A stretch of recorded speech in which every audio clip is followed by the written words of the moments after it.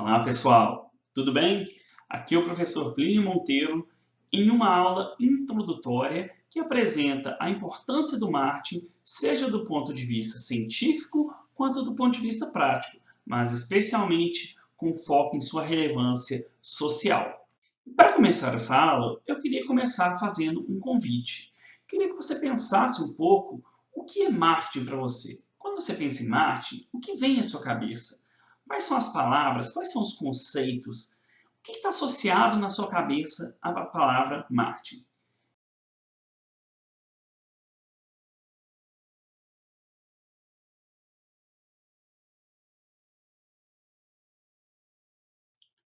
Bom, é muito provável que muitos de vocês tenham associado o marketing a algumas palavras que são muito comuns quando nós perguntamos para os alunos. Então, marketing muitas vezes associado com vendas, com propaganda, com promoção, com clientes, com lucros e até mesmo com dinheiro. Obviamente que a gente poderia expandir essa nuvem de palavras para outros conceitos, mas o que é interessante nós termos aqui como foco?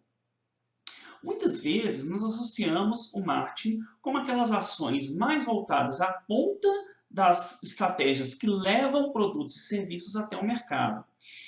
E não é raro que as pessoas associem aspectos negativos ao marketing.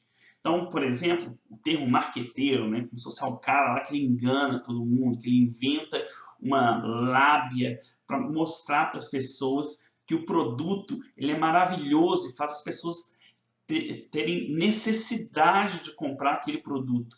Então, essas associações, da mesma forma como o marketing está associado aos lucros, e o lucro é visto, não só desde hoje, mas desde a Idade Média, talvez até um pouco antes, já era visto como algo negativo e ainda assim permanece hoje. E, o que acontece é que o marketing acaba carregando muito desses elementos negativos para dentro da sua interpretação. Então, por mais que tenham essas associações, muitas vezes nós associamos o marketing a coisas negativas, a coisas que podem trazer prejuízo para as pessoas ou prejuízo para a sociedade como um todo. Mas será que isso é verdade? O marketing é um conceito da atualidade. E, para explicar esse conceito, nós temos que entender a evolução da sociedade ao longo dos milênios, ao longo dos séculos. E muitas teorias que tentam explicar fenômenos da sociedade na atualidade, talvez dentre elas as mais populares e mais aceitas na academia, tentam criar justificativas e explicações por que nós temos pobreza, por que nós temos pessoas que não conseguem ter acesso a condições mínimas de vida. Mas é muito importante lembrar que não precisa se explicar porque as pessoas são pobres. A pobreza é uma condição natural do ser humano. Nós, ao longo da história, criamos mecanismos, criamos ferramentas, estruturas sociais e regras de comportamento que nos permitiram sair do estado natural de pobreza para um estado onde a gente tem melhores condições do que as comparadas nos últimos milênios e principalmente nos últimos séculos. A esse conjunto de normas, de regras, de padrões que ditam a forma de convívio em sociedade, nós podemos chamar esses conceitos de instituições. E o que o marketing tem a ver com isso? Acontece que o marketing ele faz parte, ele interage com diversas instituições que foram desenvolvidas aí nos últimos 200, 300 anos, mas especialmente nos últimos 200 anos, e que, de acordo com muitos autores, são responsáveis pelo desenvolvimento da sociedade. Basicamente, a vida humana esteve basicamente no mesmo padrão de qualidade de vida, de acesso a bens materiais, de capacidade de sobrevivência, até 200 anos atrás. Então, antes disso, nós tínhamos muito mais guerras, nós tínhamos fome, nós tínhamos doenças e uma série de instituições que foram desenvolvidas nos últimos séculos, eles permitiram um crescimento inimaginável em todas as dimensões materiais da vida humana. Obviamente, estou enfatizando aqui a questão material, porque o debate da evolução espiritual, por exemplo, ela é muito controversa.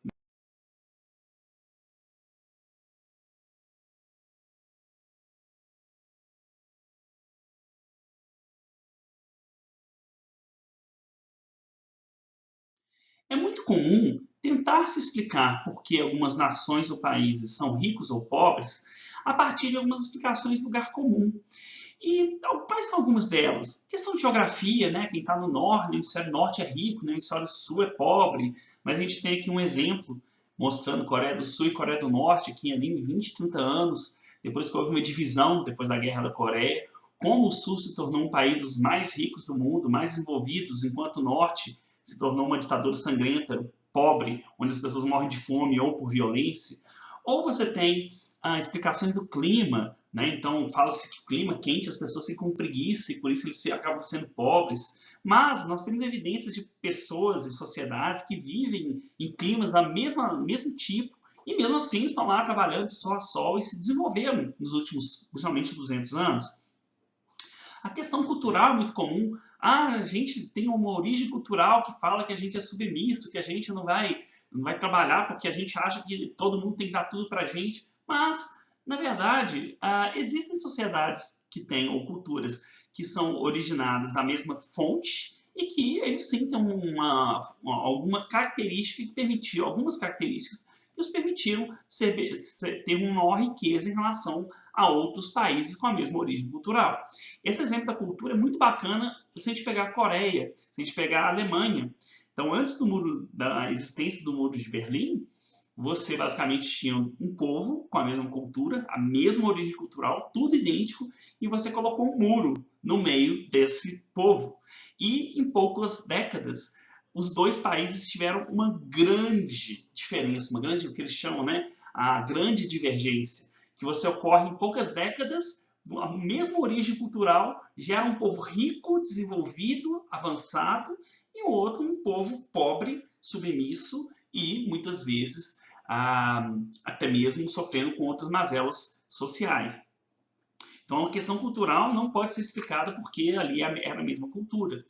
A religião também, né? Religiões colocam as pessoas como humildes ou que fala que os pobres são mais puros, né? Então fala-se que isso as pessoas acabam ficando pobres porque elas acreditam que ser pobre é ser honrado, por exemplo, que o pobre ele tem um tipo de pureza superior, né? Isso foi trazido não só na religião, mas também para algumas correntes político-ideológicas que colocam esses elementos, mas essas características elas não explicam, por exemplo, porque países ali que têm uma origem, um budismo, então prega ali você viver com menos, você viver com aquilo que você tem, ser feliz com as coisas que você tem, e você pega lá a Coreia do Sul, todo mundo desenvolvido com essa mesma premissa religiosa. Então, essas explicações de lugar comum e várias outras não são capazes de explicar, do ponto de vista sociológico, e histórico e econômico, o desenvolvimento de algumas nações. O que seria capaz de explicar isso, então? Basicamente, o que os autores apresentam é que, ao analisar diferentes sociedades, não só na atualidade, mas ao longo do tempo, eles perceberam que um conjunto de instituições era predominante naqueles países ou sociedades que se desenvolviam ao longo do tempo. Basicamente, o que essas instituições têm em comum naqueles países que se desenvolvem a seu tempo são características que permitem que as pessoas tenham uma certa noção de igualdade e que elas percebam que o seu esforço poderá ser recompensado.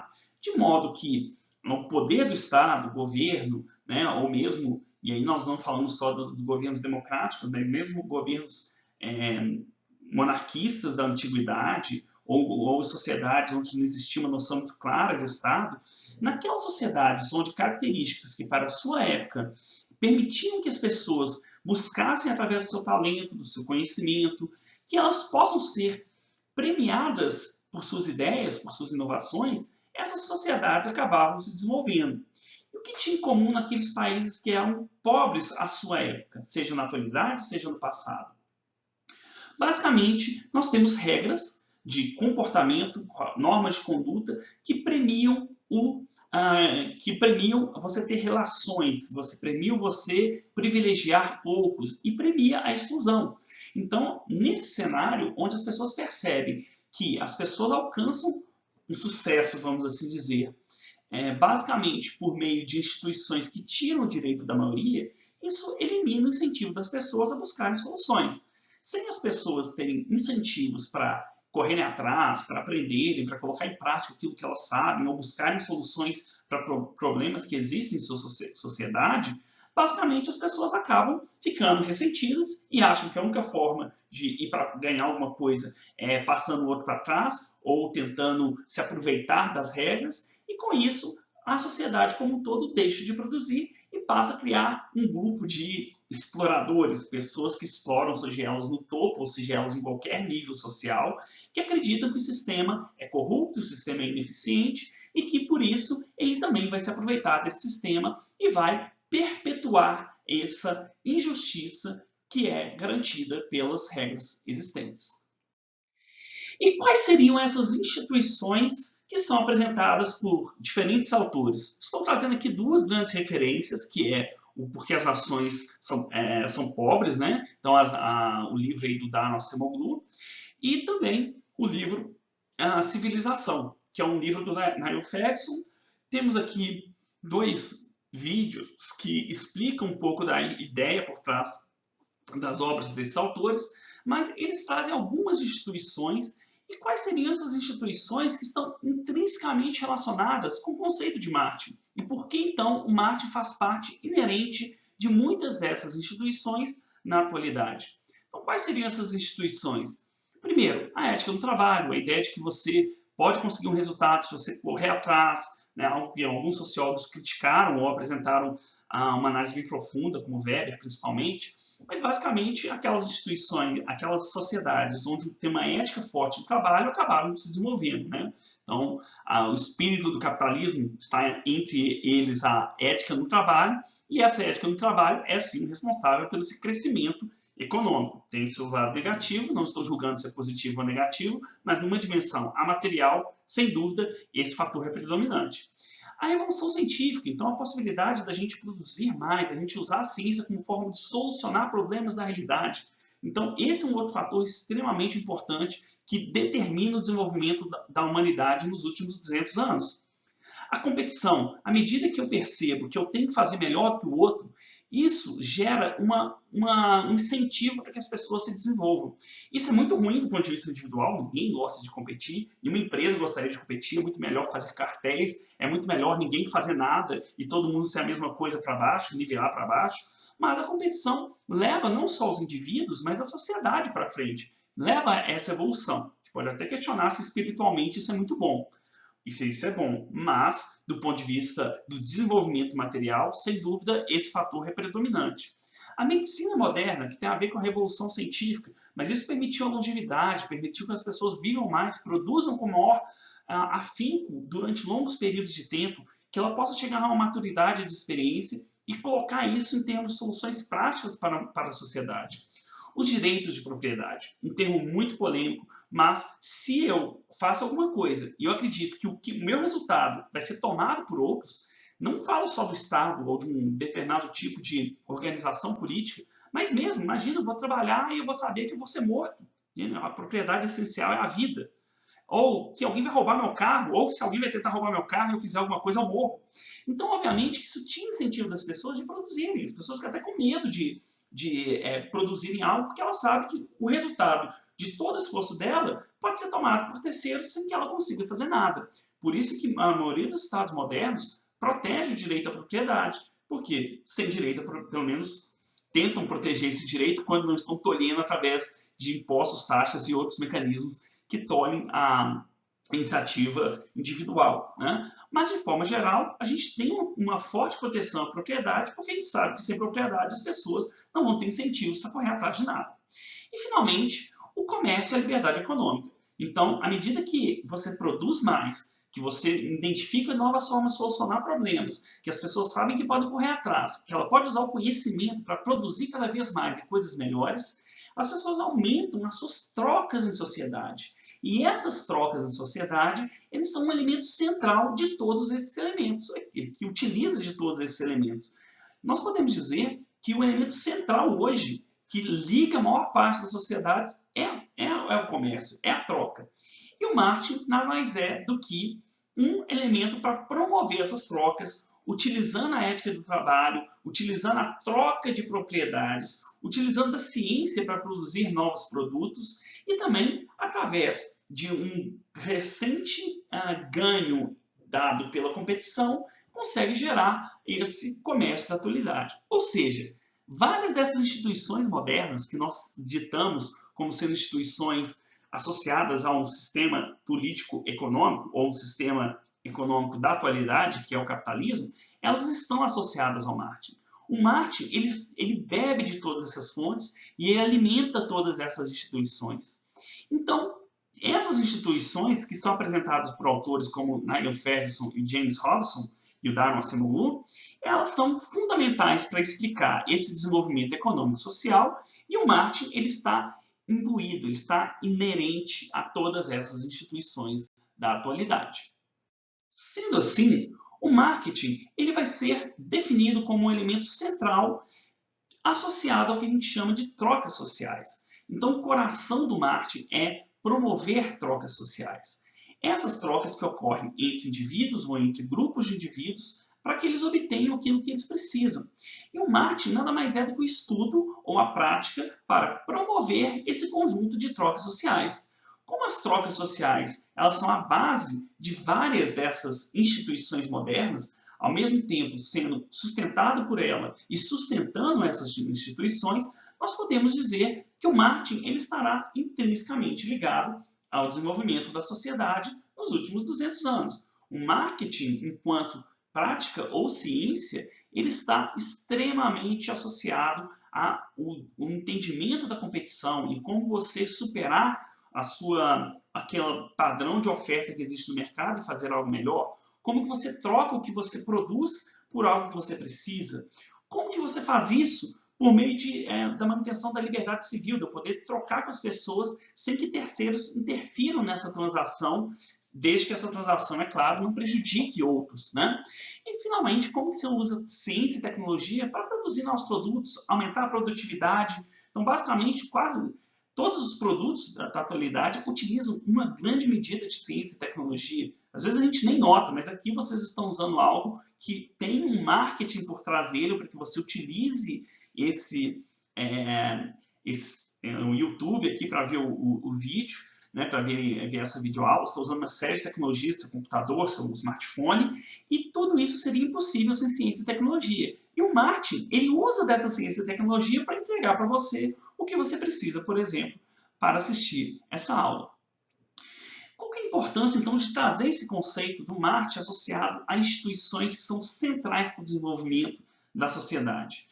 O marketing, ele ao mesmo tempo, essa inclusive é uma das principais razões por qual o marketing é considerado, pode ser considerado um mocinho ou um vilão. Ao mesmo tempo que existem pessoas que acham que nós estamos evoluindo ou que veem que nós temos uma série de acesso a bens materiais, existem aqueles que acham que nossa sociedade atual ela tem uma série de mazelas. E muitos deles vão apontar o nosso sistema político-econômico, que é o sistema capitalista, como um dos principais culpados por todas as mazelas da humanidade. Por outro, quando você faz essa posição, necessariamente o marketing vira um dos seus alvos preferidos, porque o marketing está no coração desse sistema. Então, se você acredita que o sistema atual ele é injusto, ele traz coisas ruins para a sociedade, obviamente que o marketing passa a ser um bandido, né? Passa a ser o vilão. E por esses motivos, as pessoas acabam atacando o marketing enquanto uma prática ou uma ciência até mesmo, que ela produz o mal. Agora, se você observa que essas instituições associadas ao marketing estão ligadas à evolução da sociedade de maneira incomparável em toda a história da humanidade, nós teremos que sustentar que sim, o marketing pode ter coisas boas. Pode ter coisas ruins? Sim. Nada na vida nós temos tudo, temos dois lados. E não quero dizer que qualquer ação humana, qualquer prática, qualquer forma de pensamento tenha somente um lado. Então, o marketing também não escapa dessa noção, mas em termos materiais, ligado a essa evolução dessas instituições, que essas instituições garantiram nos últimos 200 anos, nós podemos dizer que o marketing sim está associado a esse conceito e essa evolução. Então, as trocas sociais passam a ser um elemento central que caracteriza o marketing. Sendo o marketing parte dessas instituições que caracterizam o sistema político-econômico da atualidade.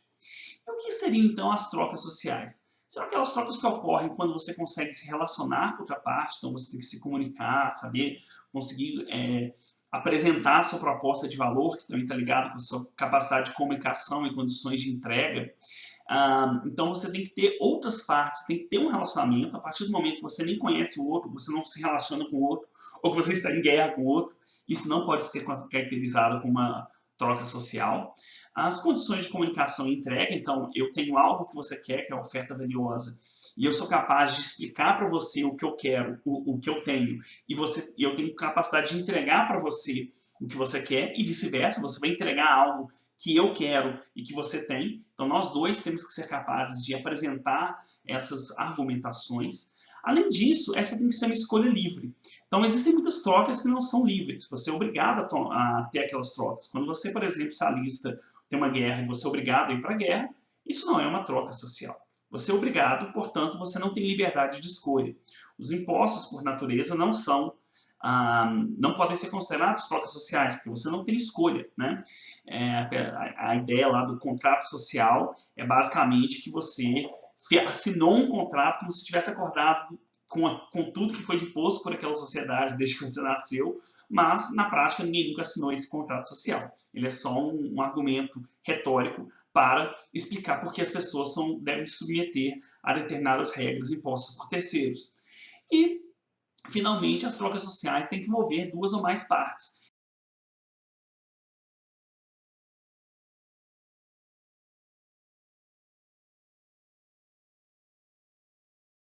E de maneira mais aplicada, nós podemos entender essas trocas sociais em marketing como composta por 6 grandes elementos. Então você tem sujeitos que vão realizar trocas entre si, eles têm que ter motivações, que sejam necessidades, desejos ou problemas a serem solucionados. Nós temos os objetos dessa troca, que são as propostas de valor, então o que uma parte oferece à outra. Nós temos o que determina a existência ou não dessa troca, que é a existência de valor daquilo que eu estou oferecendo para o outro. As consequências dessa troca social, que podem ser diversas, mas como a satisfação, ou você gerar um vínculo, ou mesmo uma relação ali de lealdade entre as partes. E, finalmente, a forma como você se vincula, seja isso através de uma transação pontual, então uma troca social de curto prazo, momentânea, ou uma troca social de longo prazo, que seria pautada num relacionamento construído ao longo do tempo. Então, pessoal, nessa aula introdutória eu apresentei o conceito de marketing e sua ligação com as trocas sociais e como esses dois elementos eles fazem parte de um conjunto de instituições que são responsáveis pela evolução humana nos últimos 200 anos. Então, por essa aula é isso, pessoal. Até a próxima. Tchau!